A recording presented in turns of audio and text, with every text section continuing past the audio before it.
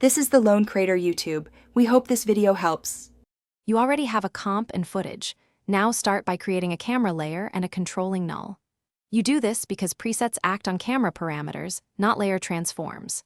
Once done, set your focal length. 50 mm is a good neutral start, and enable 3D on the layers you want to affect. Make sure to parent the camera to the null so you can animate the null with zoom presets smoothly. This first step gets your scene ready for accurate, predictable zoom behaviors. You apply the zoom preset to either the camera or the null depending on how it's built. Apply and then inspect the generated keyframes. Why inspect? Because presets often key position, point of interest, and zoom, so you need to reconcile those with your scene.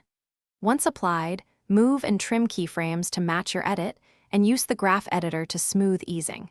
Make sure to vary focal length or zoom value to scale intensity. This preserves perspective and avoids flattening. You're finishing by previewing at full motion and enabling motion blur if the camera move feels harsh. This adds realistic streaking. Once satisfied, render a short test to verify interpolation and perspective. If the zoom looks jittery, adjust the point of interest or reparent the camera to a smaller movement null that recenters transforms. And one troubleshooting tip: if frames skip or presets behave oddly, purge memory and disk cache, then reapply the preset. This clears corrupted cache and often resolves timing glitches.